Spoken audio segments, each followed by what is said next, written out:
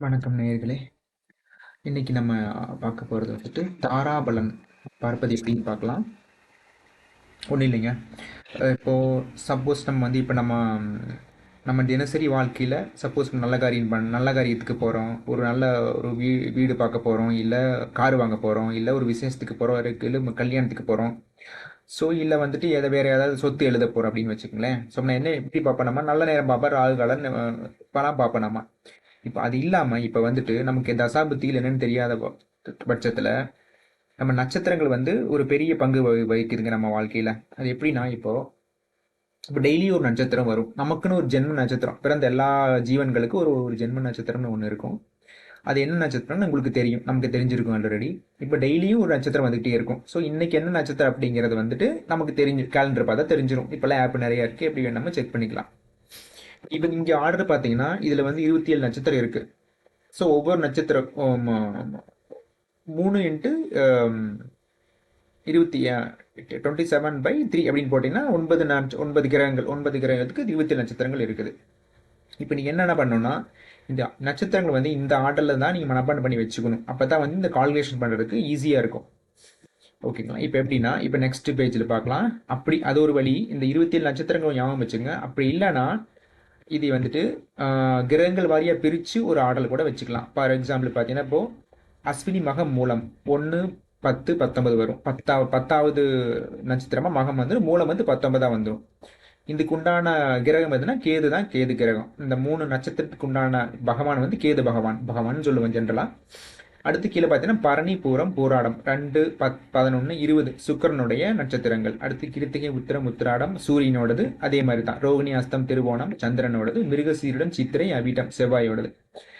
அப்படியே கீழே பார்த்து வந்தீங்கன்னா 3 நட்சத்திரம் இருக்குது ஒவ்வொரு கிரகங்களுக்கும். சரிங்களா? இப்போ எப்படி வந்துட்டு நம்ம தாராபலன் எப்படி கண்டுபிடிக்கிறது அப்படின்னா, இதெல்லாம் வந்து இதில் ஒரு 9 நட்சத்திரத்துக்கு ஒவ்வொரு இது தாரைன்னு சொல்லுவாங்க, தாரைன்னு சொல்லுவாங்க. இதுல வந்து எப்படி பிரிச்சிருக்காங்கன்னா, நம்பர் 1 நம்பர் வந்துச்சுன்னா ஜென்ம தாரை, 2ஆம் நம்பர் வந்துச்சுன்னா சம்பத்து தாரை, 3 வந்துச்சுன்னா விபத்து தாரை, சேம தாரை, பிரத்யேக தாரை, சாதக தாரை, வத தாரை, மைத்திர தாரை, பரம மைத்திர தாரைன்னு இருக்குங்க. இதுக்கு உண்டான கிரகங்கள் வந்து சூரியன், புதன், ராகு வரிசையாக இருக்கு. இப்போ எப்படி நம்ம கால்குலேஷன் கண்டுபிடிக்கணும்னா, இன்னைக்கு சப்போஸ் பார்த்தீங்கன்னா இப்போ நம்மளுடைய ஜென்ம நட்சத்திரம் வந்து இப்போ உங்களோட ஜென்ம நட்சத்திரம் வந்து கேட்டை இருக்குதுன்னு வச்சுக்கோங்களேன். கேட்டை நட்சத்திரம் நீங்க பிறந்திருக்கீங்க. கேட்டை வந்து யாருடைய நட்சத்திரம்? இந்த மேலே போங்க, கீழே லாஸ்ட்ல பாருங்க. கேட்டை வந்து புதனுடைய நட்சத்திரம். புதன் நட்சத்திரம் நீங்க பிறந்திருக்கீங்க. சரிங்களா? ஓகே. இப்ப கேட்டையில பிறந்திருக்கீங்க. இன்னைக்கு டேட்டு படி இன்னைக்கு என்ன நட்சத்திரம் இருக்கு அப்படின்னு பாத்தீங்கன்னா, மாத்தி போட்டுருக்கேன். ஓகே. ஜென்ம நட்சத்திரம் வந்து மகம் நட்சத்திரம் வச்சுக்கோங்க. மேல போங்க. மகம் யாரோடது? அஸ்வினி மக மூலம் கேதுவோட நட்சத்திரம் நீங்க பிறந்திருக்கீங்க. இன்னைக்கு நடக்கிற நட்சத்திரம் என்ன நடந்துட்டு இருக்குது? கேட்டை நட்சத்திரம் நடந்துட்டு இருக்குது. இப்ப சப்போஸ் எப்படி கால்குலேஷன் எடுக்கணும்னா, மகம் நட்சத்திரத்திலிருந்து கேட்டை வரைக்கும் நீங்க கவுண்ட் பண்ணணும். அது ஒரு லாஜிக்கு. இப்போ இங்க பாருங்க, மகம் வந்து எத்தனாவது நட்சத்திரம்? 10வது நம்பர்ல இருக்கு, 10th பிளேஸ்ல இருக்கு மகம். மகத்துல இருந்து கேட்டை வரைக்கும் நீங்க கவுண்ட் பண்ணணும். பண்ணீங்கன்னா எவ்வளவு வரும்? மகம், பூரம், உத்திரம், அஸ்தம், சித்திரை, சுவாதி, விசாகம், அனுசம், கேட்டை.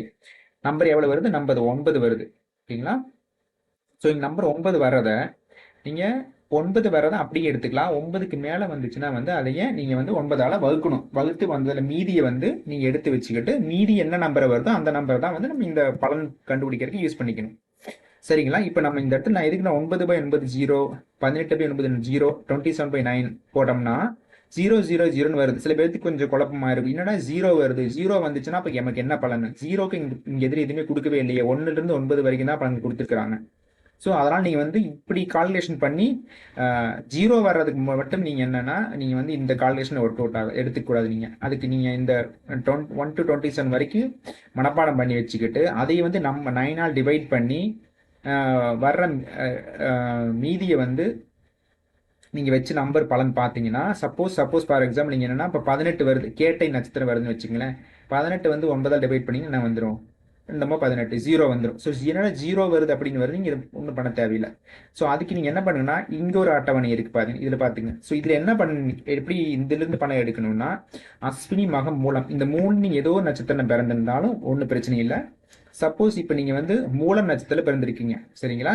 இன்னைக்கு நடக்கிற நட்சத்திரம் வந்து நீங்கள் புனர்பூசம் எடுத்துக்கீங்களேன். புனர்பூசம் இங்கே இருக்குது, நீங்கள் பிறந்தது மூலம்.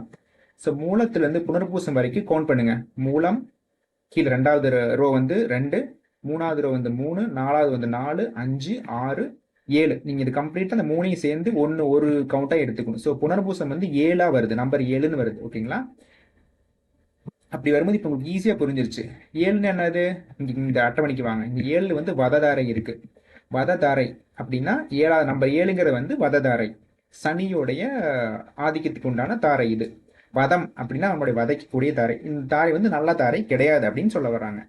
இந்த அட்டவணையில அதாவது 2, 4, 6, 8, 9 மட்டும்தாங்க நல்ல சுபமான தாரைகள். மற்றது எல்லாமே வந்துட்டு அதாவது இரட்டைப்படையில வர நம்பர் எல்லாமே பிளஸ் 9 எல்லாமே நல்ல நல்ல நல்ல காரியங்களுக்காக பயன்படுத்தக்கூடிய தாரைகள், நல்ல பலன்கள் கொடுக்கக்கூடிய தாரைகள் நீங்கள் எடுத்துக்கலாம்.